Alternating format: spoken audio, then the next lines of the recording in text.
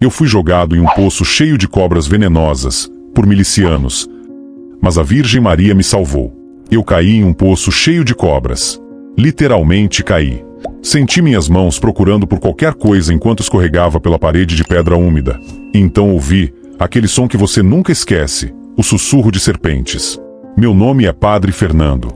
E no momento em que meu corpo bateu no fundo daquele poço, cercado pela escuridão absoluta e pelo movimento de corpos escamosos, eu soube que tinha chegado ao fim. Não era acidente. Não era punição cósmica. Era execução ordenada. E a pior parte era que eu sabia exatamente por quê. Mas antes de falar sobre aquele poço, preciso contar como eu cheguei lá. Porque a verdade é que eu estava em um poço muito antes de cair naquele buraco de pedra e serpentes. Um poço invisível. Um poço que eu mesmo tinha construído com minhas próprias mãos, tijolos após tijolos, palavra após palavra, condenação após condenação. Eu passei 17 anos como padre. 17 anos pregando do púlpito. Mas não como um homem de fé, como um homem de guerra. Meu avô era comerciante na zona sul do Rio. Meu pai também. Negociavam tecidos, máquinas de costura, mercadorias que vinham do porto. A família inteira respirava dinheiro e poder. Minha mãe frequentava o melhor clube social da cidade. Minha irmã Luciene era formada em direito, coisa rara para mulher naquela época. E eu era o rebelde. Aquele que, em vez de entrar no negócio da família, decidiu fugir. Aos 18 anos, entrei no seminário. Meus pais não entenderam. Meu pai quase me deserdou. Minha mãe chorou durante 3 meses. Mas eu estava convencido de que tinha recebido um chamado divino. Que Deus tinha escolhido exatamente a mim para ser seu instrumento. Que a igreja era o lugar onde eu finalmente seria alguém de verdade, alguém com autoridade, alguém que as pessoas respeitariam não pelo dinheiro herdado, mas pela palavra de Deus. O que eu não sabia era que eu tinha levado para dentro do seminário exatamente aquilo que pensava estar deixando para trás: o desejo de poder, a rigidez, o julgamento. Meu diretor espiritual, um padre idoso chamado Dom Estevão, me alertava constantemente. Fernando, ele dizia, colocando sua mão tremendo de idade sobre meu ombro, a soberba é o pecado que os sacerdotes mais frequentemente cometem. Porque acreditamos que falamos em nome de Deus. Mas eu não ouvia. Eu pensava que Dom Estevão era fraco demais. Que lhe faltava fibra para enfrentar o mundo com a verdade que eu possuía. Aos 25 anos, fui designado para uma paróquia na Zona Norte. Uma área que eles chamavam de difícil. Muita pobreza. Muita religiosidade popular. Muita gente buscando consolo em práticas que a igreja oficial considerava heréticas. Espiritismo, candomblé, práticas sincréticas. E foi ali que eu decidi que seria diferente de todos os padres que tinham vindo antes. Eu seria firme. Sem compromissos. Sem tolerância com aquilo que eu chamava de falsas crenças. Criei uma comunidade paroquial que eu mesmo batizei de Espada de Deus. O nome já dizia tudo. Não era um lugar de acolhida, era um lugar de batalha. Eu reunia jovens da comunidade, pessoas que buscavam uma fé mais pura, e ensinava a eles que nossa missão era proteger a região das influências demoníacas. Eu pregava todo domingo contra tudo e contra todos. Contra os espíritas que funcionavam na Zona Norte. Contra as casas de candomblé que floresciam nos becos. Contra os homens gays que viviam abertamente em algumas ruas. Contra os pobres que não tinham fé suficientemente forte para escapar da miséria. E principalmente contra qualquer um que questionasse minha autoridade teológica. Meu colega, Padre Dalton, trabalhava em outra paróquia próxima. Ele era tudo aquilo que eu não era: gentil, paciente, aberto às dúvidas das pessoas. Dalton frequentava minha comunidade às vezes e tentava me alertar. Fernando, ele dizia com aquele tom preocupado que eu odiava: você está pregando ódio com a roupagem de fé. Isso vai destruir você. Eu apenas sorria para ele. Arrogante. Indiferente. Minha irmã Luciene ligava constantemente do conforto de seu apartamento em Vila Isabel.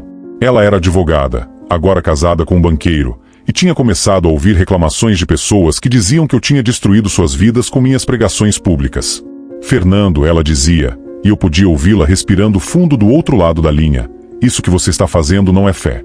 É vingança disfarçada de religião. Por favor, suaviza teu discurso. Fala com um psicólogo. Fala com Dom Estevão. Fala com alguém. Mas eu tinha uma certeza que me blindava contra toda crítica.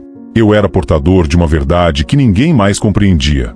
Minha rigidez moral não era fraqueza, era força. Meu julgamento não era pecado, era discernimento divino. E eu condenava do púlpito com nomes. Publicamente. Apontando dedos. Havia um homem chamado Roberto que possuía um bar na Zona Norte. Um bar modesto, onde ele vendia cerveja fria, água de cocô e acarajé preparado pela esposa. Nada de ilegal. Nada de perigoso. Mas Roberto tinha uma segunda vida que eu considerava condenável. Ele frequentava reuniões espíritas em uma sala alugada na rua de trás. Ele acreditava, genuinamente, que o espiritismo oferecia um caminho para se conectar com o mundo espiritual. E isso foi o suficiente para eu fazer dele meu inimigo público número 1. Todo domingo, eu subia ao púlpito e falava sobre os enganadores que vivem entre nós. Eu não precisava dizer seu nome. Todos na Zona Norte sabiam de quem eu estava falando. Eu o chamava de traficante de almas. Dizia que sua família estava sob influência demoníaca. Pregava que qualquer um que frequentasse seu estabelecimento se colocava em perigo espiritual. Eu condenava Roberto como se fosse meu dever pessoal erradicá-lo da comunidade. E meus sermões funcionaram. Funcionaram demais. Os clientes desapareceram do bar de Roberto. As pessoas na comunidade começaram a evitá-lo na rua. Sua filha, que tinha uma pequena mercearia próxima, viu suas vendas caírem drasticamente. A esposa de Roberto começou a sofrer pressão constante. Vizinhos mudavam de calçada quando o viam passar. Era como se eu tivesse lançado uma maldição invisível sobre aquele homem, não através de magia, mas através de palavras. Através de minha autoridade religiosa. Através de meu púlpito. E eu achava que era justo, que era necessário, que era divino. Uma segunda-feira, Roberto apareceu no convento. Simplesmente apareceu. Não veio com raiva. Não veio para me confrontar. Veio em silêncio completo e pediu para falar comigo. Eu lembro de vê-lo pela primeira vez em pessoa, não apenas como uma silhueta vista de longe na rua. Ele era um homem comum. Cabelo grisalho começando a predominar. Mãos que mostravam uma vida de trabalho. Olhos cansados demais para um homem de 52 anos. Nos sentamos em uma sala pequena do convento. Ele respirou fundo várias vezes, como se estivesse preparando-se para pedir algo terrível. E então começou a falar. Ele me contou que sua neta, uma menina chamada Sofia, com apenas 7 anos, tinha leucemia. Leucemia. Uma palavra que mudou tudo naquele momento. Ele explicou que a criança estava sob tratamento no Hospital das Clínicas há quase 2 anos. Quimioterapia. Radioterapia. Cirurgias para remover o baço. Tudo que a medicina podia oferecer tinha sido oferecido. E nada funcionava. Roberto tinha gasto tudo. Absolutamente tudo. Vendeu a casa onde tinha vivido com sua esposa por 30 anos. Vendeu joias herdadas da avó. Pediu empréstimos a amigos. Hipotecou o bar. Tudo para pagar os tratamentos de Sofia. Os médicos diziam que havia esperança, mas aquela esperança custava muito dinheiro. E cada tratamento deixava a criança mais fraca, não mais forte. Então Roberto tinha recorrido aos rituais espíritas. E aqui ele fez uma pausa, olhou para mim com uma súplica nos olhos, e sussurrou: eu não acreditava que ia curar, Padre Fernando. Eu sabia que não ia curar. Mas era tudo que restava. Era a última coisa que eu ainda não tinha tentado. Ele tinha feito aquilo não porque fosse um homem cego pela superstição. Tinha feito porque era um pai, quase um avô, desesperado. Porque quando você esgota toda esperança racional, você se agarra até as esperanças irracionais. Porque o desespero nos torna capazes de acreditar em qualquer coisa. Mas enquanto ele buscava aquela última esperança, minha pregação pública o tinha deixado completamente sozinho. Ninguém da comunidade o visitava. Ninguém oferecia comida para sua filha, que mal conseguia trabalhar porque passava os dias no hospital. Até sua filha, a mãe de Sofia, tinha se afastado dele, envergonhada pelas coisas que eu pregava sobre sua família. Roberto era um homem que levantava às 5 da manhã para trabalhar, que honrava seu casamento, que amava sua neta como se fosse sua própria filha. Mas para a comunidade, para mim, ele era apenas um herege que merecia estar isolado. E agora, enquanto Roberto me contava tudo isso, enquanto sua voz tremia e as lágrimas escorriam silenciosamente pelo seu rosto, eu percebi que ele tinha vindo aqui buscando uma coisa simples, um sinal de que ele não era inimigo de Deus. Que talvez, apesar de suas práticas espíritas, ele ainda pudesse ser visto com compaixão por um padre. Eu olhei para ele. E não ofereci conforto. Não coloquei minha mão em seu ombro. Não rezei com ele. Simplesmente repeti aquilo que tinha pregado tantas vezes, que ele deveria abandonar suas práticas demoníacas. Que deveria rezar de forma correta. Que a culpa de Sofia estar doente talvez fosse resultado de sua própria falta de fé. Quando Roberto saiu do convento, ele estava ainda mais quebrado do que quando tinha entrado. 3 dias depois, recebi um aviso. Sofia tinha morrido. Morte repentina. Septicemia. Uma infecção secundária que os antibióticos não conseguiram conter. A menina de 7 anos tinha partido. O funeral foi pequeno. Apenas família. Eu não compareci. Pensei que seria inapropriado, considerando minha postura doutrinária. Que ninguém esperaria me ver lá. Qual erro? Qual arrogância? Depois do funeral, algo mudou no bairro inteiro. Boatos começaram a circular nas ruas, nos bares, nas esquinas. As pessoas sussurravam sobre mim. Alguns diziam que eu tinha matado aquela criança com minhas maldições, que minha pregação era tão poderosa que tinha invocado forças demoníacas contra Roberto e sua família. Outros diziam que minha fé era tão forte que tinha destruído a magia de Roberto, deixando a menina sem defesa. Havia até quem dissesse que eu tinha o olho gordo, aquela capacidade de maldizer pessoas apenas olhando para elas. A ironia era amarga demais para digerir. As mesmas pessoas que antes acreditavam que eu tinha poder para destruir heresias agora acreditavam que eu tinha poder para destruir vidas. Ninguém vinha mais às missas. As ruas que eu pisava ficavam vazias.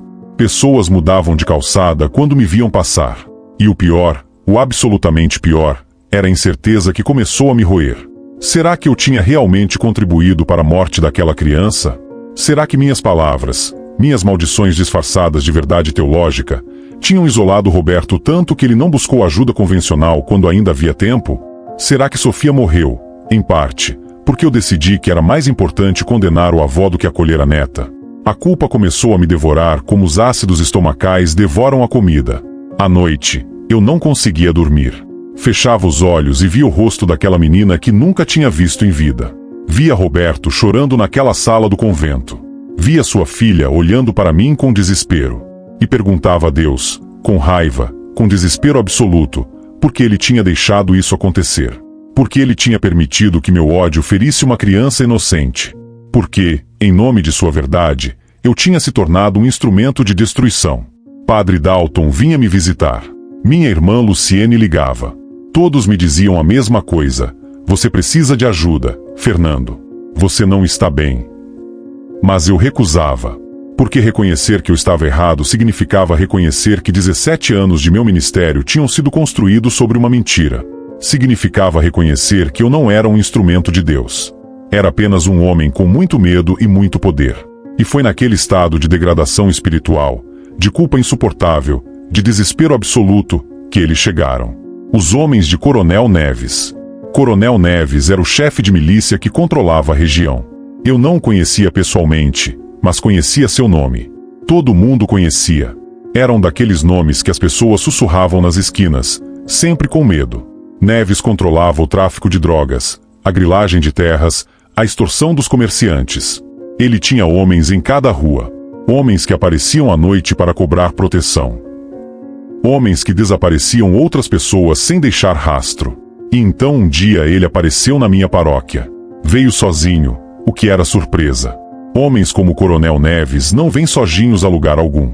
Ele era um homem robusto, de talhe impressionante, com cicatrizes no rosto que contavam histórias de violência. Usava uma corrente de ouro no pescoço. Um anel em cada dedo. Aquela segurança de quem sabe que pode ferir qualquer pessoa e que ninguém fará nada. Ele se ajoelhou na primeira fileira durante uma missa. Rezou com devoção visível. E depois, quando todos saíram, ele veio falar comigo na sacristia. Padre, ele disse, e sua voz era baixa, controlada, perigosa, eu ouço falar muito bem de você. Dizem que você tem coragem. Que você não tem medo de falar a verdade. Que você não se deixa manipular por falsas tolerâncias. Eu deveria ter sentido algo naquele momento. Algum alarme. Alguma intuição. Mas o que eu senti foi orgulho. Aqui estava um homem poderoso reconhecendo minha força. Minha coragem moral. Minha fibra. Você está ajudando a comunidade de uma forma que ninguém mais consegue, Neves continuou. Você está oferecendo esperança para as pessoas. Mostrando a eles que ainda há um caminho correto. E eu quero ajudar você nessa missão. Ele começou a aparecer regularmente, sempre durante as missas, sempre rezando com devoção. E depois, sempre me chamando para conversar. Começou trazendo doações para a paróquia. Dinheiro. Muito dinheiro. Construiu uma nova cozinha para o refeitório comunitário. Restaurou o teto que estava vazando. Comprou poltronas novas para a sala de reunião. Com cada gesto de generosidade, minha desconfiança diminuía. Ele estava me mostrando respeito, me validando, me oferecendo os recursos que a igreja oficial nunca tinha oferecido. E em troca, tudo que ele pedia era meu apoio público, minha palavra de padre para legitimar suas ações. Existem elementos muito perigosos nessa região, ele começou a dizer. Traficantes de drogas que exploram crianças, homens que estupram mulheres nas vielas, pessoas que vendem veneno para nossas comunidades. E eu estou trabalhando para limpar essas ruas, para proteger as famílias, para tornar este um lugar seguro. Por elementos perigosos, eu depois descobriria, ele queria dizer qualquer pessoa que não se encaixasse em seu sistema de controle territorial. Por limpar as ruas, ele queria dizer executar. Por proteger as famílias, ele queria dizer extorquir. Mas naquele momento, cego pela culpa sobre Sofia, desesperado para recuperar meu prestígio na comunidade, eu acreditei. Mais que isso, eu o apoiei ativamente. Comecei a mencionar em meus sermões que havia forças de ordem trabalhando para proteger o bairro. Que alguns homens tinham a coragem que outros não tinham. Quando jovens da comunidade me perguntavam sobre os desaparecimentos, eu lhes dizia que aqueles que desapareciam provavelmente mereciam. Que Deus trabalha em mistério. Que a ordem é mais importante que a compaixão. Coronel Neves usava meu púlpito para legitimizar suas ações. E eu, ingenuamente, ou talvez não tão ingenuamente assim, oferecia minha credibilidade religiosa como moeda de troca. Eu era cúmplice. Não apenas silenciosamente, ativamente. Os meses passaram. A comunidade ficou mais tensa, mais oprimida, mais silenciosa. As pessoas tinham medo de falar, tinham medo de se rebelar, tinham medo até de pensar criticamente. E eu pregava que isso era ordem divina. Mas então Roberto fez algo que mudou tudo. Roberto tinha recebido uma cópia de um documento. Um documento que continha nomes de comerciantes que tinham sido extorquidos por Coronel Neves. Documentação sobre casas que tinham sido griladas. Prova de contas bancárias em paraísos fiscais. Roberto era um homem que tinha perdido tudo: sua neta, seu prestígio, sua paz. E em seu desespero, ele tinha encontrado um advogado pro bono que tinha ajudado a reunir essa documentação. Roberto chamou uma reunião comunitária. Uma reunião secreta, sem avisar para Neves. E nela, ele apresentou os documentos. Mostrou para a comunidade como tinham sido explorados. Como a ordem que Coronel Neves oferecia era apenas uma farsa para permitir roubo e assassinato em larga escala. A reunião vazou. Claro que vazou. Neves tinha informantes em todo lugar. E Coronel Neves precisava de um bode expiatório. Precisava destruir Roberto antes que os documentos chegassem à polícia. Precisava neutralizar a ameaça. Mas havia um problema. Roberto tinha adquirido aliados. Pessoas que sentiam compaixão pela perda que ele tinha sofrido. Gente que via nele não um herege espírita, mas um homem que tinha perdido tudo e ainda assim tinha coragem de enfrentar o poder. Então alguém, talvez um dos homens de Neves, talvez o próprio Neves, teve uma ideia. Uma ideia perigosa. Eles se lembraram de que eu era quem tinha isolado Roberto socialmente. Que eu era quem tinha criado as condições para Roberto estar fraco, isolado, vulnerável. Que se eu tivesse continuar pregando contra ele, se eu tivesse reforçado essa narrativa, talvez Roberto nunca tivesse se levantado. Mas Roberto tinha se levantado. Roberto ficou furioso. E Coronel Neves precisava se vingar de alguém. Precisava fazer um exemplo. E aquele alguém poderia ser eu. Recebi um recado um dia antes de tudo cair. Alguém bateu na porta do convento e entregou um bilhete sem assinatura. A mensagem era simples: Coronel Neves quer falar com você. Amanhã. Igreja de São Jorge abandonada. Zona de mata. 7 da noite. Venha sozinho.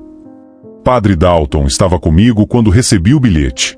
Ele me viu ler e imediatamente conheceu aquele tom, aquela palavra de comando. Fernando, ele disse, e sua voz era urgente: não vá. Isso é uma armadilha. Por favor, não vá. Mas eu fui. Porque parte de mim queria ser punido. Porque eu tinha começado a acreditar que merecia sofrer pelo que tinha feito a Roberto e a Sofia. Porque no fundo daquela culpa impossível de carregar, havia uma voz sussurrando que talvez a morte fosse o alívio que eu precisava. Saí do convento às 6:30. O pôr do sol tinha aquela cor laranja profunda que você só vê no Rio em certas épocas do ano. A cidade toda era dourada e vermelha. Lindo. E eu caminhava em direção à minha própria execução enquanto admirava a beleza do céu. A igreja de São Jorge, abandonada, fica na zona de mata. É uma construção antiga, talvez do século XIX. Tinha sido uma pequena capela para os escravizados que trabalhavam nas fazendas ao redor. Depois virou uma paróquia. Depois as cidades cresceram e ela foi abandonada. Agora era apenas um prédio de pedra com o teto parcialmente desabado. Um lugar de sombra. Quando cheguei, havia 3 milicianos me esperando. Nenhum arma aparente, mas aquela aura de quem tem poder e não precisa prová-lo. Um deles, chamado Marcinho, era um rapaz de uns 25 anos, com tatuagens cobrindo todo o seu pescoço. Olho frio. Aquele olhar de quem já matou e faria de novo sem hesitar. Você sabe por que está aqui, padre? Marcinho perguntou. Eu sabia. Meu silêncio foi resposta suficiente. Você ajudou o coronel a destruir Roberto. Você pregava contra aquele cara todo domingo. Você o isolou. O deixou fraco. Aí, quando o coronel ia eliminar ele, a coisa ficou difícil porque Roberto tinha apoio agora. Porque as pessoas sentiram pena. Você entende? Eu entendia. Só que agora você virou o problema. Porque você sabe demais. Sobre as operações de coronel. Sobre as extorsões. Sobre tudo. E porque você é cúmplice. Você pregou para legitimar coronel. Você abençoou a violência dele. Você merece estar aqui. Marcinho me olhou diretamente nos olhos, e aquele olhar continha uma certeza absoluta sobre minha morte. Tem um poço aqui embaixo. Ele continuou apontando para o chão onde havia uma porta de madeira podre. Poço antigo. Do tempo da fazenda. Ainda tem um monte de coisa lá embaixo. Água estagnada.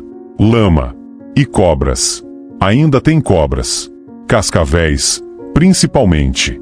Você vai descer lá e ninguém vai saber onde você está. Quando acabar, a gente fecha tudo e pronto. Padre Fernando desapareceu. Ninguém vai procurar muito. Meu corpo inteiro congelou. Eu tinha estudado cobras como parte da instrução religiosa. Sabia que cascavéis são serpentes extremamente venenosas. Que uma única mordida pode ser fatal em poucas horas. Que não há antídoto suficiente se você ficar em um local isolado. Vai, Marcinho disse, apontando para o buraco. Eu poderia ter corrido. Poderia ter gritado. Poderia ter feito qualquer coisa. Mas não fiz. Porque em algum nível, eu realmente acreditava que merecia aquilo. Que tudo o que tinha feito, toda a minha rigidez, todo o meu julgamento, toda a minha cumplicidade, tinha culminado naquele momento. Desci pela corda que colocaram. Desci devagar, sentindo cada centímetro do caminho. A escuridão aumentava conforme eu descia. Até que não havia mais luz alguma. Apenas preto absoluto. Quando meu pé tocou o fundo do poço, eu perdi o equilíbrio e caí nos últimos metros. Meu corpo bateu na lama. O ar saiu de meus pulmões completamente. Levei alguns segundos para entender onde estava. E então ouvi. E senti. Os movimentos das cobras. Havia pelo menos 8 delas ali. Grandes. Muito grandes. O som daquele sussurro que cobras fazem quando estão se movimentando no escuro é impossível de descrever sem que você tenha ouvido de verdade. É um som que congela o sangue. Um som ancestral que fala diretamente à parte mais primitiva do cérebro, aquela parte que grita: perigo, morte. Meu corpo inteiro congelou. Eu estava em um poço, cercado por escuridão absoluta, cercado por serpentes venenosas e completamente sozinho. Ninguém sabia onde eu estava. Ninguém vinha me salvar. A corda já tinha sido retirada. A porta acima tinha sido fechada. E a ironia bateu em mim como uma onda. Eu tinha passado 17 anos pregando sobre perdão, sobre compaixão, sobre o amor infinito de Deus, sobre como Deus nos salva nos momentos de desespero, sobre como a fé nos protege. Tudo aquilo era uma mentira que eu tinha contado para outras pessoas, e para mim mesmo. Na primeira oportunidade, quando tive poder real, meu julgamento tinha destruído uma família inteira. Meu ódio tinha isolado um homem até o ponto de ele perder sua neta. Meu apoio silencioso a um miliciano tinha contribuído para a morte de dezenas de pessoas. E agora eu estava em um poço preto, cercado por cobras, esperando a morte, sem ninguém para rezar comigo, sem ninguém para oferecer conforto. Eu comecei a chorar. Chorei pelo que tinha feito a Roberto. Chorei pela menina de 7 anos que nunca tinha chance de crescer. Chorei por cada pessoa que eu tinha condenado do meu púlpito porque tinha medo de ser condenado eu mesmo. Chorei porque finalmente entendia que minhas palavras tinham peso real, que elas podiam ferir, que elas podiam matar. E chorei porque tinha colaborado com uma estrutura de opressão que matava pessoas todos os dias, e eu tinha feito isso em nome de Deus. As horas que se seguiram, ou dias, eu realmente não sei, foram as mais longas da minha vida. Eu estava cercado por cobras em uma escuridão tão absoluta que chegava a parecer física, como se a escuridão fosse um peso sobre meu corpo. Eu não conseguia mover-me muito. Qualquer movimento podia despertar uma das serpentes. Qualquer som podia parecer um desafio. Eu só conseguia respirar, e chorar, e pensar. Pensei em minha mãe, em como ela tinha chorado quando eu entrei no seminário. Ela queria que eu fosse feliz, que eu tivesse uma vida normal, que eu conhecesse uma mulher, que tivesse filhos, que viajasse. Mas eu tinha rejeitado tudo aquilo em nome de uma verdade que não era verdade. Pensei em Luciene, minha irmã que tinha implorado para eu mudar, que tinha visto o perigo muito antes de eu conseguir enxergá-lo, que tinha tentado me alertar, e eu tinha ignorado porque ela era apenas uma mulher, e eu era um homem de Deus. Pensei em Padre Dalton, aquele homem paciente, gentil, que tinha vindo me visitar tantas vezes e ouvido minhas justificativas, que tinha me alertado sobre Coronel Neves e que eu tinha ignorado porque pensava que ele era fraco demais para compreender a necessidade de força moral. Pensei em Dom Estevão, meu diretor espiritual do seminário, que tinha me dito que a soberba era o pecado que destruía sacerdotes. Ele tinha morrido anos atrás, e eu nunca tinha voltado para visitá-lo ou agradecê-lo pelas advertências. E pensei em Roberto. Pensei em seu rosto naquele dia em que ele veio ao convento buscando compaixão e não encontrou nada além de rigidez. Pensei em como ele tinha descrito Sofia, uma menina que gostava de desenhar, que tinha medo de agulhas, que pediu uma boneca de Natal que nunca chegou a ganhar porque morreu em setembro. A culpa era um peso tão grande quanto aquela escuridão. Era como uma rocha em meu peito, impedindo-me de respirar profundamente. Depois de um tempo, horas, uma das cobras se moveu perto demais. Muito perto. Tão perto que eu conseguia sentir o calor de seu corpo. Meu coração começou a bater descontroladamente. Aquele era o fim. Uma mordida. Veneno correndo nas minhas veias. Morte em algumas horas. Fechei os olhos, não que fizesse diferença em uma escuridão tão absoluta, e esperei. Mas a cobra não me atacou. Ao invés disso, ela simplesmente passou por mim. Passou ao meu redor como se eu fosse apenas um objeto.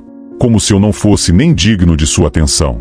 E naquele momento, cercado por cobras que me ignoravam, em uma escuridão que parecia durar eternamente, algo dentro de mim quebrou completamente. Não meu corpo, meu espírito, porque percebi que nem a morte queria de mim. Que eu era tão insignificante, tão sem valor, que nem uma cobra venenosa se importava em me matar. Eu era ninguém. Eu era nada. Toda aquela certeza, toda aquela autoridade, toda aquela convicção de que eu era portador de uma verdade divina, tudo aquilo evaporou como orvalho ao amanhecer. Naquele poço, cercado por serpentes, eu finalmente me tornei pequeno. Pequeno demais para ter certeza de nada. Pequeno demais para condenar alguém. Pequeno demais para exercer autoridade sobre qualquer pessoa. E foi naquela pequenez, naquela fraqueza absoluta, que comecei a rezar. Mas não rezei pedindo salvação. Não rezei pedindo que Deus me salvasse das cobras. Não rezei pedindo que tudo terminasse rapidamente. Rezei pedindo perdão. Mãe de Deus, eu sussurrei na escuridão. Eu fui pior que qualquer cobra neste poço. As cobras matam porque é sua natureza. Mas eu matei, com palavras, com condenação, com rigidez, porque escolhi matar. Eu matei uma menina que nunca fiz nada para mim além de nascer numa família que eu julgava. Eu isolei um homem até o ponto de ele estar completamente sozinho quando mais precisava de ajuda. Eu usei tua fé, a fé que deveria ser sobre amor e compaixão, como desculpa para meu próprio ódio. Minha voz estava fraca, quase um sussurro. Eu me vendi a um miliciano por poder. Eu ofereci meu púlpito para legitimar a morte. Eu sou cúmplice de morte. Eu sou cúmplice de opressão. Eu sou cúmplice de tudo o que há de pior. Se eu morrer aqui, e parece que vou morrer, é justo. É correto. Eu mereço. Mas por favor, perdoa-me. Não porque eu mereça perdão, mas porque sem ele, minha morte não terá significado. Será apenas mais uma morte inútil em um bairro cheio de mortes inúteis. Fiz uma pausa. Respirei aquele ar úmido de poço. Perdoa-me, sussurrei novamente. E se houver qualquer forma na qual minha morte possa trazer alguma justiça para Roberto, para Sofia, para todas as pessoas que sofri, que seja assim. Use minha morte para algo. E então, naquele momento de completa rendição, quando eu não tinha mais força para lutar, quando não tinha mais certeza de nada, quando tinha finalmente abandonado toda a pretensão de ter respostas, eu simplesmente desisti. Coloquei minha cabeça no chão úmido, ao lado das cobras. Senti a lama molhada tocando meu rosto. Senti o movimento das serpentes ao meu redor. E aceitei meu fim. Não porque fosse bom, mas porque era justo. E foi naquela aceitação que algo mudou. Não sei quanto tempo passou. Poderia ter sido minutos. Poderia ter sido horas. Poderia ter sido dias inteiros. Porque o tempo funciona diferente em escuridão absoluta. Quando você não pode ver o sol subir e descer, quando não há ciclos naturais para marcar as horas, o tempo se dissolve em uma coisa amorfa, sem forma. Mas em algum momento, uma das cobras se moveu de forma muito diferente. Todas as outras, que tinham estado circulando ao meu redor durante todo aquele tempo, de repente se afastaram. Como se tivessem recebido uma ordem. Como se uma voz invisível as tivesse chamado. Elas formaram um caminho vazio no meio delas. Como se tivessem sido convocadas para criar espaço. E então, isso eu lembro com total clareza apesar de toda aquela névoa de fraqueza, veio a luz. Não era muita luz. Mas comparada àquela escuridão absoluta, parecia o sol mesmo. Uma fresta de luz que entrava por uma abertura acima. E nessa luz, eu conseguia ver uma corda descendo. Uma corda desceu pelo poço. Desceu devagar, como se a pessoa acima tivesse cuidado para não assustarem as cobras. E uma voz de mulher, chamava meu nome.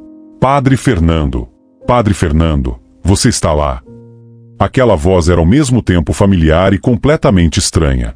Como se viesse de um mundo que eu tinha deixado para trás. Sim, eu gritei. Minha voz saiu rouca. Fraca. Quase não era uma voz. Sim, eu estou aqui. Pegue na corda.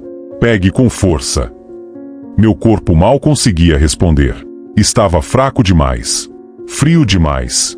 Assustado demais. Mas de alguma forma, encontrei força. Força que não vinha de mim. Força que vinha de fora. De cima. Da luz. Peguei na corda. Meus dedos estavam enrugados pela umidade e pelo frio. Quase não conseguia fechar o punho. Mas segurei. E comecei a subir. Cada movimento era agonia. Cada metro que eu subia parecia durar séculos. Meu corpo inteiro doía. Minhas mãos queimavam de dor ao puxar a corda. Minhas pernas quase não conseguiam ajudar. Mas eu subia. Subia porque aquela voz me pedia para subir. Subia porque havia luz acima. Subia porque alguma parte de mim ainda queria viver. Quando saí da boca do poço, quando meu corpo finalmente saiu daquela escuridão e respirou ar fresco, caí de joelhos. Literalmente desabei. Não tinha mais energia. Não tinha mais vontade. Apenas queria permanecer ali no chão, respirando, estando vivo. E foi então que reconheci a voz. Era a Dona Cristina, a mãe de Roberto. Uma mulher de 60 anos. Uma mulher cuja neta eu tinha contribuído a destruir. Uma mulher cujo filho eu tinha isolado e condenado. Ela estava ali, sozinha, no meio daquela igreja de São Jorge abandonada, cercada por escuridão, e tinha descido aquele poço ela mesma. Uma mulher de 60 anos descendo sozinha em um poço com cobras venenosas, para me salvar. Eu a olhei. E as palavras simplesmente não existiam. Nenhuma palavra que eu conhecesse conseguia expressar o que eu sentia. Meu filho, ela disse, e sua voz era fraca, como se ela própria estivesse exausta demais para falar. Meu filho Roberto pediu para eu vir aqui. Lágrimas escorriam pelo seu rosto. Lágrimas antigas. Lágrimas de alguém que já chorou demais. Ele pediu para eu vir aqui, ela continuou, não para me vingar, para salvá-lo. Porque ele disse que você também era um perdido, que você também precisava de salvação, que você tinha sido preso, como ele tinha sido preso, pela rigidez e pelo ódio, que você merecia uma segunda chance. Comecei a chorar. Ou talvez já estivesse chorando e simplesmente não tinha percebido. As lágrimas escorriam por meu rosto enquanto eu ajoelhava diante dessa mulher cujos olhos deveria ter evitado para sempre. Como você chegou aqui? Perguntei. Como você sabia onde eu estava? Um sonho, ela disse simplesmente. Tive um sonho na noite passada. Nele, Nossa Senhora aparecia para mim e me dizia exatamente onde você estava. Que você estava em um poço. Que havia cobras. Que você tinha que ser salvo. Ela me dava as indicações exatas. E eu acordei sabendo que era verdade. Que era real. Dona Cristina me ajudou a ficar de pé. Meu corpo era uma massa de dor e fraqueza. Cada movimento era uma luta. Mas ela me segurou com firmeza, com a força de alguém que tinha carregado perdas muito maiores do que meu peso corporal. Vamos, ela disse. Você precisa ir embora daqui. Eles podem voltar. Saímos daquela igreja juntos. 2 seres destruídos pela mesma tragédia. Um porque tinha condenado. Outra porque tinha sido condenada. E conforme caminhávamos pela noite, conforme deixávamos aquele lugar de escuridão para trás, senti algo que não tinha sentido em 17 anos. Senti uma paz. Uma paz que não vinha de certeza religiosa. Uma paz que vinha da experiência bruta da graça. Da experiência de ter sido salvo por alguém que deveria ter me deixado morrer. As semanas que seguiram foram um caos absoluto. Havia questão prática de onde eu poderia ficar. Não podia voltar ao convento. Coronel Neves saberia que eu tinha escapado, e voltaria com mais homens, mais raiva, mais vingança. Padre Dalton me recebeu em sua paróquia, mas mesmo ali eu sabia que não estava seguro. Neves tinha homens em todo lugar. Tinha informantes. Tinha pessoas que o deviam favores. Mas havia algo ainda mais pressionando do que o medo físico. Era verdade que eu não conseguia mais evitar. Eu precisava contar tudo. Precisava expor Coronel Neves. Precisava denunciar. Não porque fosse heroísmo, eu não era herói. Não tinha direito a ser herói. Era apenas o mínimo que eu poderia fazer. Era o absolutamente mínimo para começar a compensar pelo que tinha feito. Luciene me ajudou. Minha irmã, aquela mulher que eu tinha ignorado durante tantos anos, que tinha implorado para eu mudar, veio me buscar pessoalmente na paróquia de Dalton. Ela dirigia um carro importado.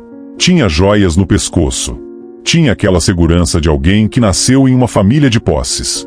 Mas quando me viu, magro, quebrado, com os olhos ainda carregando a escuridão daquele poço, ela simplesmente me abraçou. Vou cuidar de você, ela disse. Vou te colocar em segurança. Luciene me levou para sua casa em Vila Isabel. Um apartamento grande, com vista para a lagoa, tudo limpo e organizado. Tudo oposto do lugar escuro de onde eu tinha vindo. E ali, enquanto eu tomava o primeiro banho quente em semanas, o ar quente que quase me causava dor, Luciene me ajudou a encontrar um advogado. Seu nome era Dr. Martins. Um homem de 55 anos que tinha experiência com crimes de milícia. Um homem que sabia como documentar e proteger testemunhas. Um homem que tinha visto casos demais para ser impressionado por nada. Eu contei para ele tudo. Absolutamente tudo. Os nomes dos homens de Neves. Marcinho. O outro rapaz que não tinha nome, apenas um apelido. Os locais onde Neves guardava armas. Um galpão na Zona Norte. Uma casa abandonada na Zona da Mata. Os nomes das pessoas que tinham ordenado matar. Comerciantes que não queriam pagar proteção. Traficantes que atuavam sem sua permissão. Vizinhos que falavam demais. E mais importante que tudo isso, eu contei sobre Roberto. Sobre como Neves o tinha identificado como uma ameaça quando começou a reunir documentação sobre corrupção. Sobre como tinha decidido que minha morte seria o castigo por tudo ter dado errado. Sobre como Marcinho tinha recebido a ordem de me jogar naquele poço e deixar as cobras fazerem o trabalho. Dr. Martins ouviu tudo com o caderno na mão. Fazendo anotações. Fazendo perguntas. Ocasionalmente balançando a cabeça como se conhecesse aquela história há muito tempo. Isso é suficiente, ele disse quando terminei. Você tem coragem de testemunhar? De ir à polícia e repetir tudo isso? Sim, eu disse. E era verdade. O advogado levou toda essa informação para a polícia. Não foi fácil. Neves tinha políticos do seu lado. Tinha delegados corruptos que queriam protegê-lo. Tinha juízes que deviam favores. Mas eventualmente, com pressão crescente de organizações de direitos humanos e com outras vítimas começando a aparecer, Outras pessoas que tinham sido oprimidas, exploradas, ameaçadas, uma investigação foi aberta.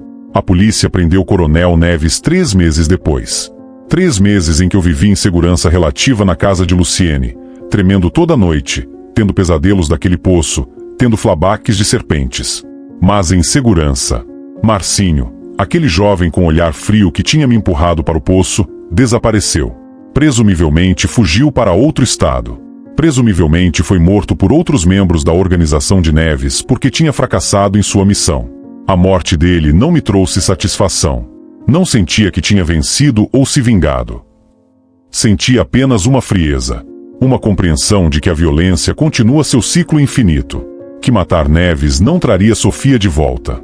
Que prender Marcinho não curaria os traumas de todas as pessoas que tinham sido oprimidas durante anos. Tudo que eu tinha feito era o mínimo. E mesmo esse mínimo tinha chegado muito tarde. Decidi deixar meu cargo de padre feroz. Escrevi uma carta para a diocese. Uma carta longa, confessional, onde detalhava tudo o que tinha feito. Como tinha pregado ódio. Como tinha usado meu púlpito para condenar pessoas inocentes. Como tinha colaborado com um miliciano. Como tinha contribuído para a morte de uma criança. Não esperava que me perdoassem. Não esperava que a igreja me recebesse com os braços abertos. E não recebi. Recebi uma carta formal informando que meu pedido de deixar o ministério tinha sido aceito. Que eu poderia permanecer na igreja como leigo, mas que não poderia mais exercer funções sacerdotais. Deixei a igreja de São Jorge.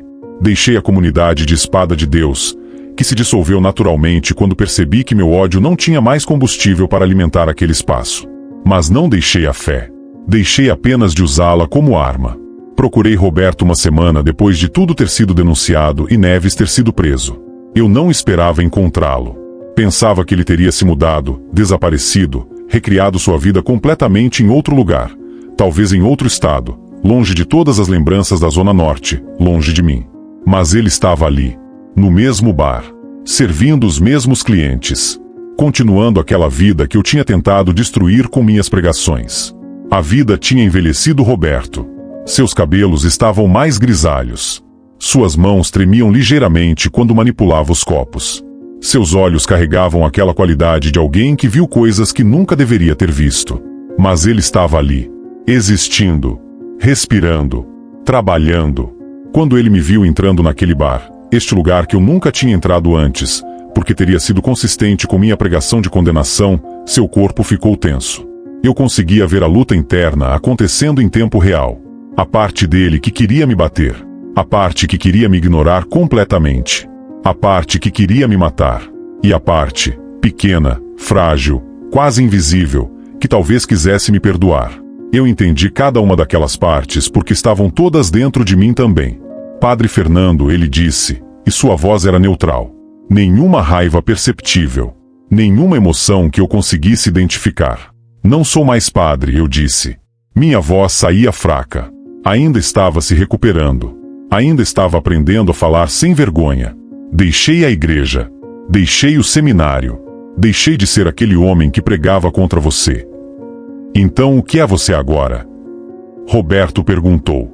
Alguém que está pedindo licença para sentar-se e falar com você, eu disse. Roberto considerou por um longo momento. Então assentiu. Estar aqui é uma licença, ele disse. Fale. E eu fiz o que precisava fazer. Não ofereci desculpas rápidas e vazias. Não pedi seu perdão como se fosse algo que eu merecesse, porque sabia que não merecia. Eu simplesmente sentei naquele bar, em um banquinho que Roberto apontou, e contei para ele o que tinha feito. Como tinha pregado contra ele. Como tinha isolado sua família. Como seu bar tinha perdido clientes porque eu apontava para ele do púlpito como se fosse inimigo de Deus. Como sua filha tinha se afastado dele por vergonha. Como ele tinha ficado completamente sozinho quando mais precisava de apoio. E como eu sabia, nos últimos meses, que tinha contribuído para a morte de Sofia. Que minha rigidez, meu julgamento, minha intolerância tinha deixado Roberto tão fraco, tão isolado, tão quebrado, que talvez ele tivesse negligenciado outras opções de tratamento enquanto buscava desesperadamente pelos rituais espíritas que eu tinha condenado. Roberto me ouviu em silêncio completo. Não interrompeu. Não me ofendeu. Apenas ouviu. Enquanto eu confessava, enquanto eu contava cada detalhe da minha culpa, Roberto limpava copos atrás do balcão. Um gesto repetitivo. Um gesto que sugeria que ele tinha que manter as mãos ocupadas para que pudesse ouvir sem explodir. Quando terminei, ele não disse nada por um longo tempo. Apenas olhou para mim. E naquele olhar, eu conseguia ver toda a dor acumulada. Toda a raiva que tinha sido transformada em silêncio. Toda a perda que ainda pulsava como uma ferida aberta. Você quer meu perdão? Ele finalmente perguntou. Não, eu disse, e era verdade. Não acho que você deva me perdoar. Acho que você deveria me odiar. Você tem todo o direito. Pois bem, Roberto disse, e vi uma lágrima escorrendo silenciosamente pelo seu rosto. Eu odeio você, ex-padre Fernando. Odeio você pelo que fez comigo. Odeio você porque sua rigidez ajudou a me isolar. Odeio você porque contribuiu para aquele isolamento que me deixou tão fraco, tão desesperado, que não consegui estar completamente presente com Sofia quando ela mais precisava. Aquelas palavras me machucaram, porque eram verdadeiras. Porque eu sabia disso. Porque tinha vivido com aquela verdade todos os dias desde que saí daquele poço. Mas Roberto continuou, limpando suas mãos em uma toalha. Minha mãe veio aqui ontem. Você conhece Dona Cristina? Aquela mulher que te salvou naquele poço? Ela veio aqui e me contou que você pediu para ser denunciado. Que você ofereceu-se como testemunha contra Coronel Neves. Que você deu informações que ajudaram a colocá-lo na prisão. Que você desceu aquele poço e aceitou sua morte porque finalmente, entendia o que tinha feito. Roberto respirou fundo, como se precisasse de ar para continuar. Então, enquanto eu odeio você, ele disse, também entendo que você mudou. Que você não é mais aquele padre rígido cheio de certeza de que tinha todas as respostas. Que você se tornou pequeno. Que você sofreu. E enquanto isso não traz Sofia de volta, Sofia nunca vai voltar, e nem todos os arrependimentos do mundo vão mudar isso. Isso significa algo. Significa que você finalmente entendeu. Roberto estendeu sua mão para mim. Não foi um gesto de abraço. Não foi um gesto de amizade. Foi um gesto de reconhecimento. De duas pessoas que tinham sido destruídas pela mesma rigidez, pela mesma intolerância, e que finalmente estavam começando, muito lentamente, muito dolorosamente, a se reconstruir. Vou trabalhar com você, ele disse. Não como amigos, ainda é muito cedo para isso. Talvez muito cedo para sempre. Mas como pessoas que entendem que todos nós temos capacidade de mudar. Que todos nós temos capacidade de sofrer. Que todos nós, eventualmente, precisamos pedir perdão e às vezes, se tivermos sorte, receber aquela graça que não merecemos. Comecei a trabalhar em uma clínica comunitária na Zona Norte. Não como padre. Apenas como Fernando. Um homem que tinha cometido erros terríveis e estava tentando, não compensar completamente, porque isso seria impossível, mas ao menos começar um processo de reparação através do trabalho com pessoas que sofriam. A clínica atendia a todos. Sem exceção. Espíritas que buscavam compreender suas experiências espirituais genuínas. Evangélicos que duvidavam profundamente de sua fé. Pessoas que tinham sido maltratadas por igrejas rígidas e precisavam de espaço para questionar. Ateus que carregavam questões existenciais que os consumiam. Muçulmanos que buscavam solidariedade em uma sociedade que os rejeitava. Católicos que tinham sido feridos pela igreja institucional e precisavam de reconciliação. Pessoas sem religião alguma.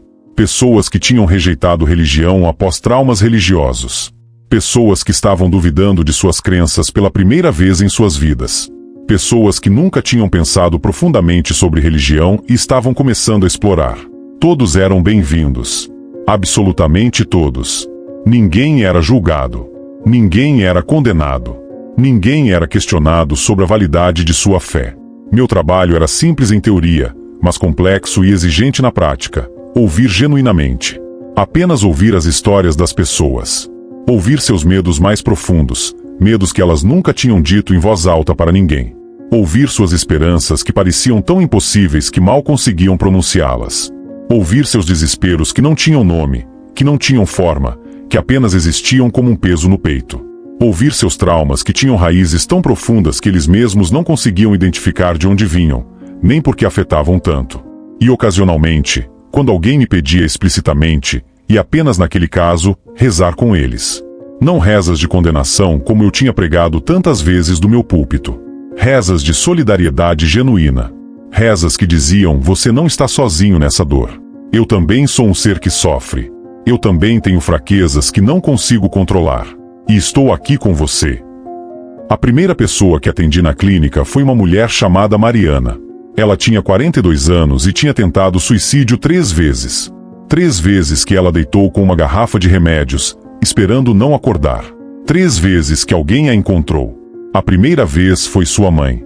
A segunda foi uma vizinha. A terceira vez foi a polícia que tinha sido chamada pelo porteiro. Quando Mariana sentou na minha frente, e eu percebo agora que era uma crueldade do universo que eu fosse a primeira pessoa que ela via na clínica, ela olhou para mim e seus olhos eram completamente vazios. Não havia esperança ali. Não havia dor. Não havia raiva. Havia apenas uma ausência completa de vontade de estar viva. Você vai tentar me converter? Ela perguntou. Sua voz era um sussurro. Não, eu disse. Vou apenas tentar entender por que você está aqui. Ela contou para mim. Contou que tinha crescido em uma comunidade evangélica rígida. Que foi abusada sexualmente por um pastor quando tinha 14 anos. Que quando denunciou, a comunidade a culpabilizou. Disse que ela tinha tentado seduzir o pastor, que era uma garota perdida que buscava atenção. Que seus pais a culparam também. Que a igreja inteira a culpou. Ela cresceu carregando essa culpa falsa. Aquela culpa que não era dela, mas que tinha lhe sido transferida pela comunidade. E conforme cresceu, percebeu que era mulher em uma sociedade que odiava mulheres. Mulheres que eram sexualmente ativas, mulheres que tinham desejos, mulheres que existiam de forma visível. Ela tentou terapia, tentou medicação, tentou relacionamentos que a deixaram ainda mais machucada. E finalmente tentou deixar de existir. Eu ouvi tudo isso. Não ofereci respostas. Não ofereci teologia que tentaria explicar por que Deus havia permitido aquilo. Não ofereci nada além de minha presença. Apenas estava ali, respirando, escutando.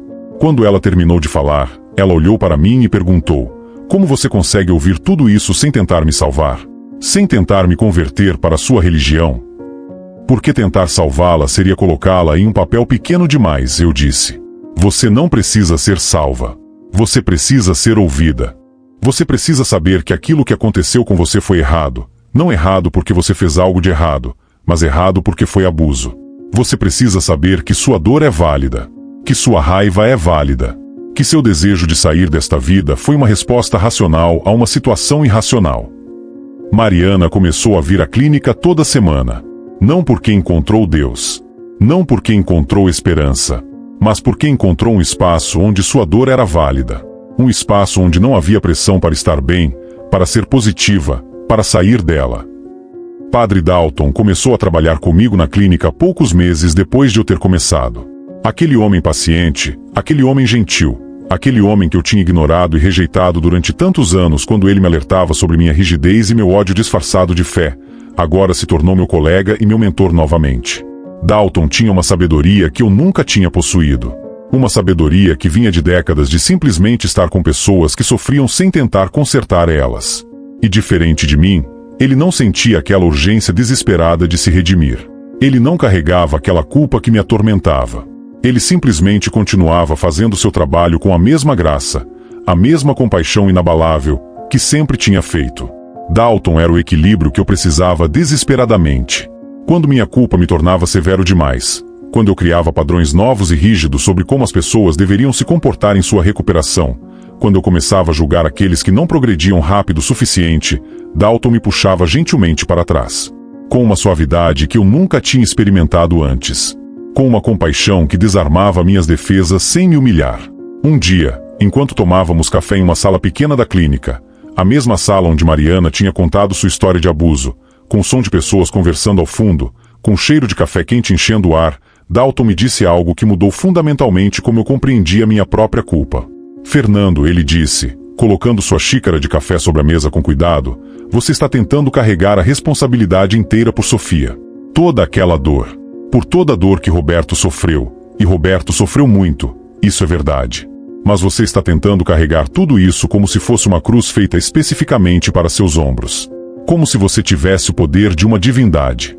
Como se fosse possível que uma pessoa falível, uma pessoa com capacidades limitadas, carregasse todo aquele peso sozinha. Como se sua culpa fosse proporcional ao dano total que aconteceu naquela família. Eu contribuí para tudo isso, eu disse, defendendo minha posição, defendendo minha culpa como se fosse meu direito possuí-la completamente. Você contribuiu, Dalton concordou, e seu tom não era de julgamento, mas de uma clareza compassiva. Você contribuiu ativamente. Sua pregação contribuiu para isolar Roberto. Seu julgamento contribuiu para destruir a reputação dele. Sua cumplicidade com Neves contribuiu para a estrutura de opressão que o cercava. Isso é verdade. Tudo isso é verdade e você precisa viver com essa verdade. Dalton respirou fundo, como se estivesse se preparando para dizer algo que tinha pensado durante muito tempo. Algo que esperava me ajudar a entender. Mas você não foi o único contribuidor, ele continuou. Roberto fez escolhas também. Escolhas incrivelmente difíceis, em uma situação impossível, mas ainda assim escolhas suas. Neves fez escolhas todo dia. Escolhas de opressão, de violência, de exploração. Ele continuava fazendo aquelas escolhas. As estruturas de opressão que cercam esse bairro, pobreza estrutural, falta de acesso à educação de qualidade, falta de oportunidades genuínas, fizeram suas contribuições. A polícia fez suas contribuições através de inação. Os políticos fizeram suas contribuições através de negligência.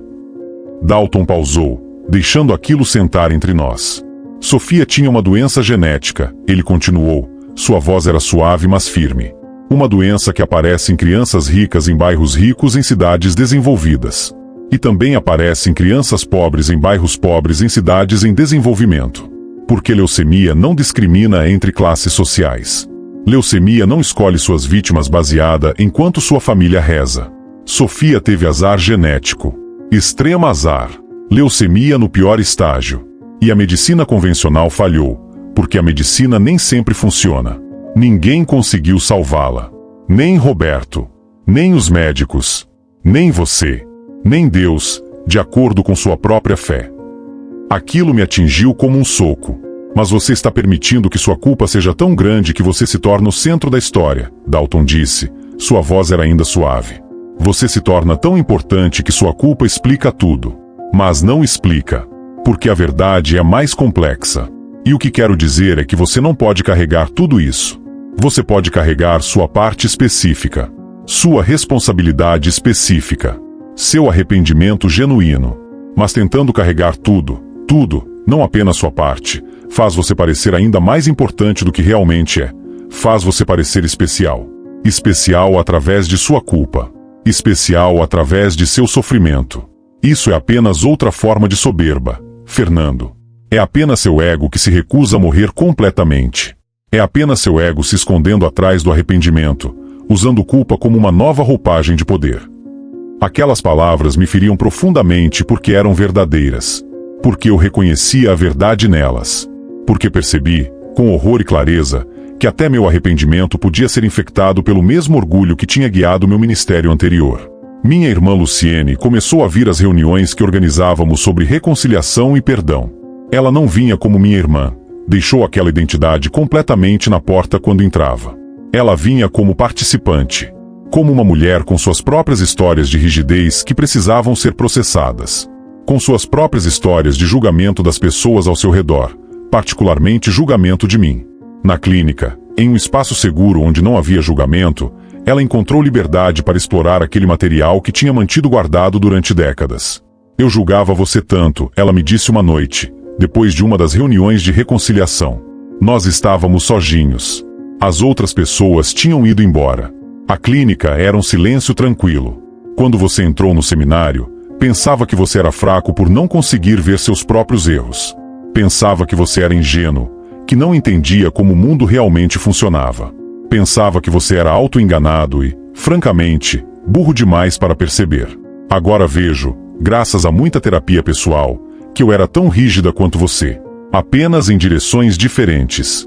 Eu julgava você por sua rigidez religiosa enquanto exercia minha própria rigidez moral sobre você. Eu condenava seu julgamento enquanto julgava você por julgar. Eu era um espelho do seu problema, Fernando. Um espelho perfeito. Você era rígido através de religião. Eu era rígida através de incredulidade. Mas ambos éramos rígidos. Luciene tinha começado terapia profunda. Tinha começado a explorar sua própria infância. Aquela infância privilegiada, naquela casa grande da Zona Sul com segurança 24 horas, com tudo que dinheiro podia comprar, mas com uma falta de conexão emocional que a deixará vazia. Tinha explorado seu próprio medo de ser inadequada apesar de todas as suas realizações profissionais. Seu próprio impulso de julgar para se sentir superior. Seu próprio ódio disfarçado de moralidade. E descobriu que tinha muito mais em comum comigo, muito mais do que jamais tinha querido admitir quando éramos mais jovens. Nós viemos da mesma ferida, ela me disse. Apenas curávamos de formas diferentes. Você corria para a igreja. Eu corria para a lei. Você usava a religião como arma. Eu usava a lógica como arma. Mas ambos estávamos machucados.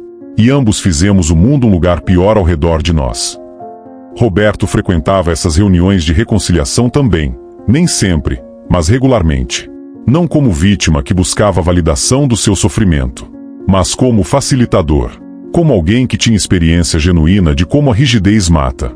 Como o julgamento destrói lentamente uma pessoa até não restar nada. Como a falta de compaixão pode ser tão mortal quanto qualquer arma. Roberto contava sua história, não toda vez, apenas quando sentia que seria útil, apenas quando percebia que havia alguém na sala que precisava ouvir. E quando contava, o silêncio na sala era absoluto. Pessoas choravam. Pessoas reconheciam suas próprias culpas na história dele. Pessoas percebiam como seu próprio julgamento poderia ter contribuído para o isolamento de alguém que amavam. Havia uma mulher que frequentava a clínica chamada Teresa. Ela tinha perdido seu filho para overdose 5 anos atrás. Um menino bonito, inteligente, que tinha se tornado dependente de drogas. Uma situação que Teresa tinha dificuldade em aceitar. Ela carregava culpa gigantesca. Culpa de que não tinha sido uma mãe suficientemente boa. Culpa de que tinha sido muito severa com ele quando era adolescente. Culpa de que poderia ter feito algo diferente se apenas tivesse visto sinais mais cedo. E quando ouvia Roberto falar sobre como o julgamento público tinha deixado completamente sozinho no momento em que mais precisava de apoio, como a comunidade inteira havia se afastado dele, como até sua própria família o havia culpado, Teresa começava a chorar. Porque reconhecia a verdade naquela história com uma clareza que a assustava. Porque percebia, talvez pela primeira vez, como seu próprio julgamento do vício de seu filho, sua própria rigidez moral sobre pessoas fracas que usam drogas, poderia ter contribuído para o isolamento que o deixou tão desesperado que escolheu a morte. Você acha que ele sabia que eu amava? Ela perguntava para Roberto. Apesar de tudo que fiz, apesar de todo o julgamento, você acha que ele sabia? Eu não sei, Roberto dizia com honestidade. Mas eu acho que no final das contas, o que importa não é se ele sabia que você o amava. É que você agora sabe que errou. E você tem a chance de oferecer para outras pessoas, para outras mães com filhos viciados, a compaixão que você gostaria ter oferecido ao seu. Havia pessoas na clínica que tinham perguntas sinceras e genuínas sobre espiritismo. Não perguntas retóricas que eram armadilhas teológicas, mas perguntas genuínas vindas de uma busca real. Elas queriam saber se era pecado frequentar centros espíritas. Se Deus, de acordo com minha fé, amava pessoas que não seguiam a Igreja Católica. Se havia salvação fora das estruturas religiosas tradicionais. Se Deus punira pessoas por suas crenças. E foi nessas conversas onde eu estava completamente aberto a não ter respostas, que eu finalmente compreendi o que Deus realmente era. Ao menos minha compreensão pessoal. Minha interpretação após tudo que tinha passado. Minha teologia reconstruída nas cinzas de tudo que tinha queimado. Deus não era minha certeza. Deus não era meu julgamento. Deus não era meu dogma cuidadosamente construído. Deus era o silêncio que eu sentia quando estava em paz. Deus era a escuta genuína. Deus era a compaixão radical que não tinha condições. Deus era a capacidade, quase milagre, de estar com alguém no seu sofrimento mais profundo sem oferecer respostas prontas. Sem tentar consertar eles. Sem tentar salvá-los para minha forma de pensar. Apenas estando ali. Respirando com eles. Compartilhando aquele espaço de dor como um companheiro. Quando uma mulher espírita vinha à clínica com depressão profunda que parecia não ter fundo, aquele tipo de depressão que a deixava deitada na cama por semanas incapaz de sair, meu trabalho não era convertê-la de sua fé espírita para catolicismo. Meu trabalho não era oferecê-la salvação através de Jesus. Meu trabalho era simplesmente cuidar dela. Oferecer-lhe um espaço onde sua dor era válida e completamente compreendida. Um espaço onde ninguém tentava tirar dela o direito de estar sofrendo. Quando um ateu vinha com ansiedade que o sufocava, aquela ansiedade que o deixava incapaz de dormir, incapaz de comer, incapaz de se concentrar, meu trabalho não era convencê-lo de que precisava de Deus para encontrar paz. Meu trabalho não era oferecer-lhe conversão como a solução. Meu trabalho era ajudá-lo a encontrar paz em seus próprios termos. Talvez através de meditação. Talvez através de conexão genuína com a natureza. Talvez através de relacionamentos significativos onde ele era verdadeiramente conhecido.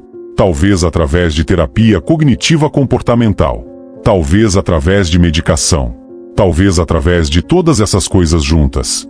E curiosamente, ironicamente, essa abordagem fundamentalmente aberta, essa ausência completa de rigidez, essa recusa gentil de condenar ou converter, criou um espaço onde as pessoas realmente começavam a explorar suas próprias crenças de forma mais profunda e honesta.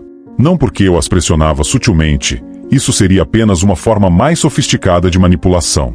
Não porque eu tinha uma agenda escondida, mas porque na ausência de pressão externa, na ausência de julgamento, na ausência de ameaça, a busca espiritual flui naturalmente.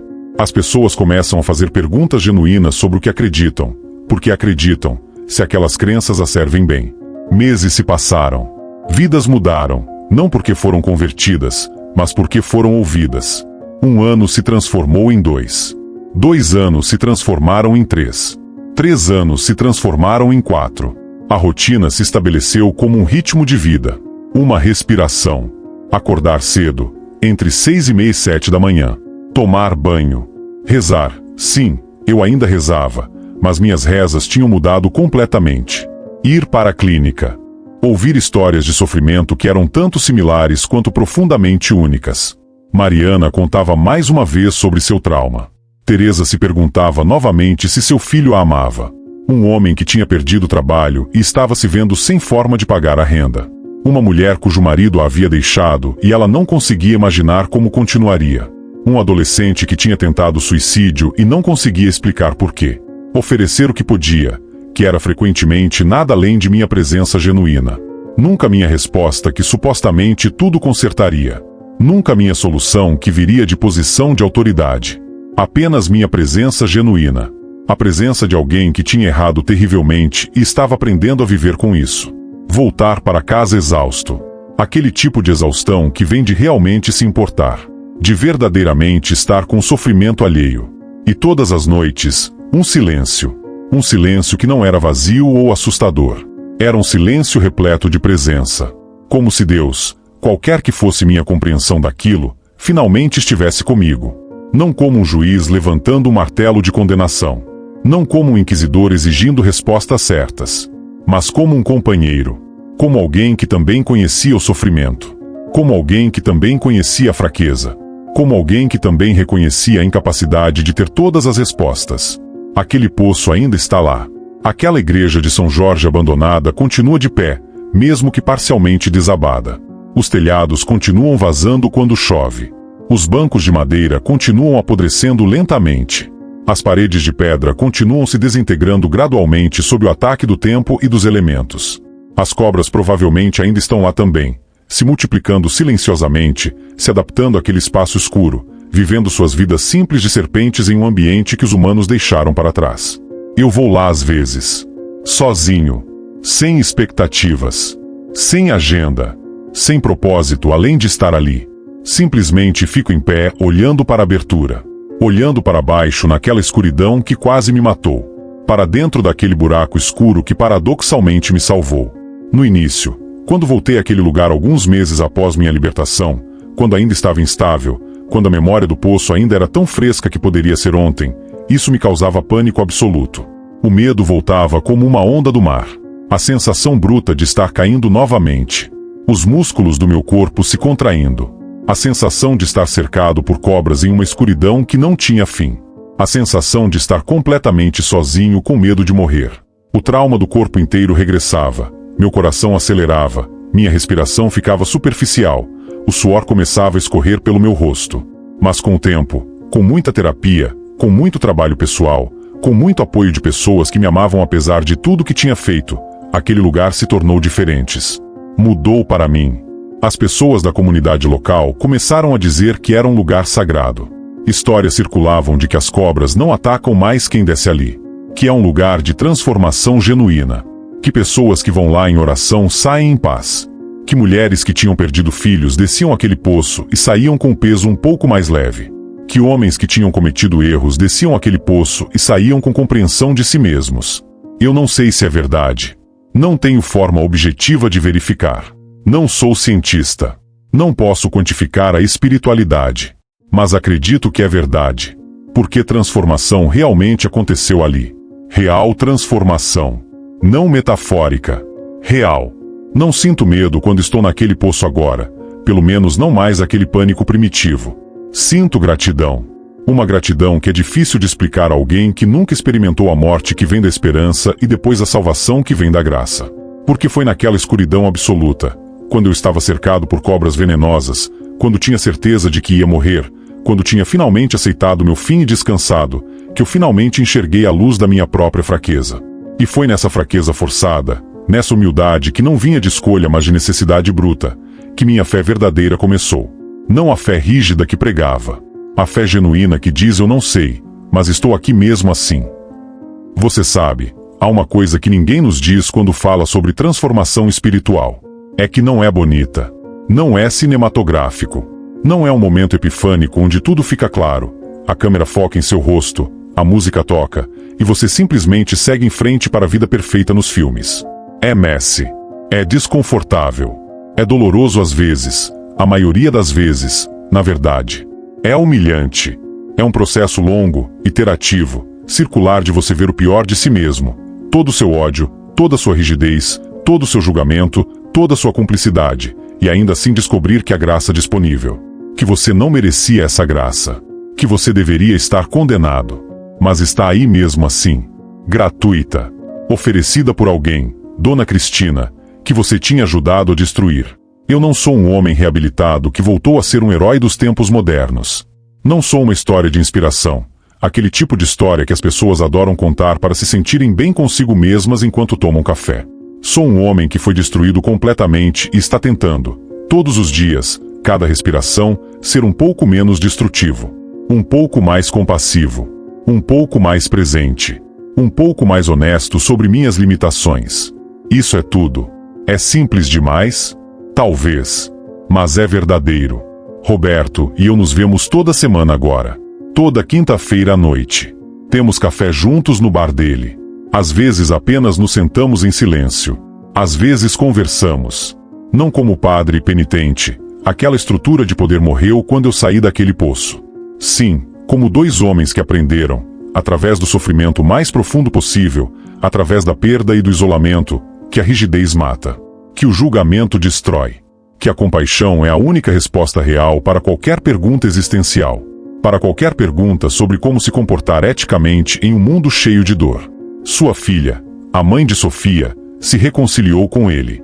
Isso não foi fácil. Levou tempo. Muito tempo.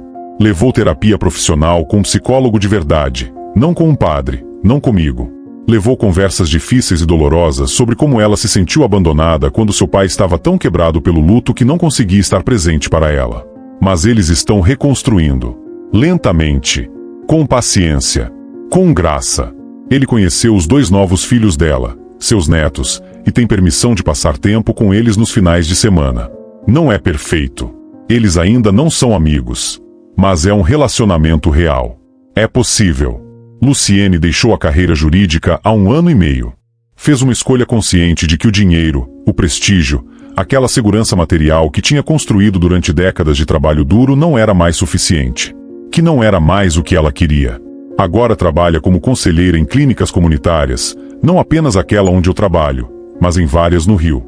Ela diz que viu em mim exatamente o que ela precisava ver em si mesma, que ter uma posição de poder, uma posição de autoridade, uma posição elevada, seja como juíza, seja como membro de uma família abastada, não significa ter todas as respostas. Que às vezes a coisa mais corajosa, mais heroica, que uma pessoa pode fazer é simplesmente admitir que estava errada. Que você foi condenadora demais. Que você feriu pessoas. Que você precisa mudar. E manter mudando. Minha mãe viajou aqui do sul em meu 2º ano na clínica. Ela estava velha. Mais velha do que eu me lembrava dela. Seus cabelos tinham ficado completamente brancos, não gradualmente, mas como se o tempo inteiro da nossa separação tivesse caído sobre ela simultaneamente.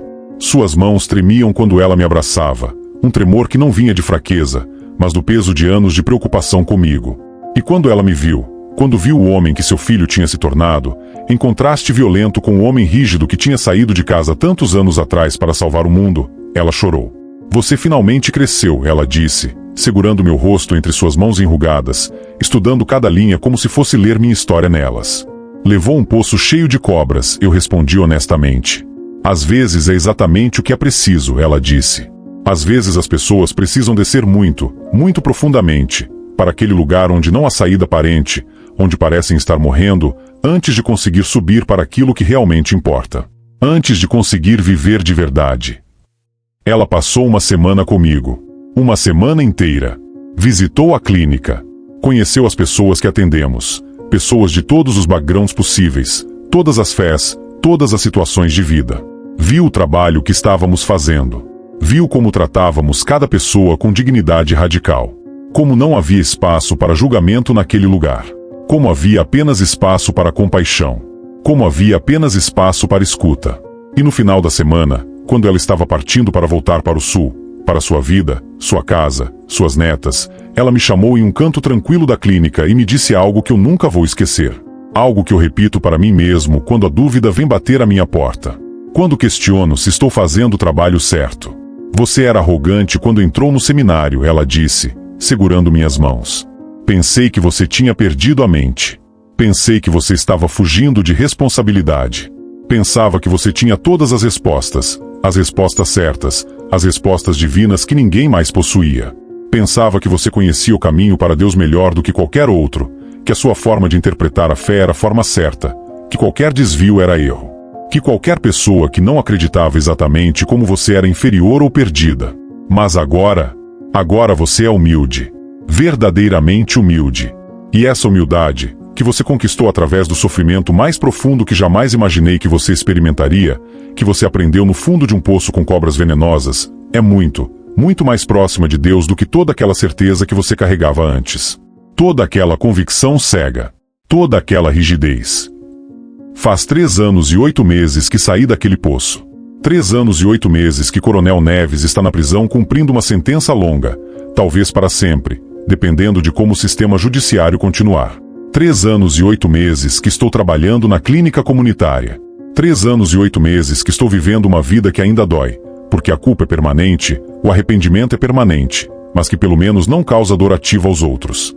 Que pelo menos tenta, dia após dia, reparar um pouco do dano que causei.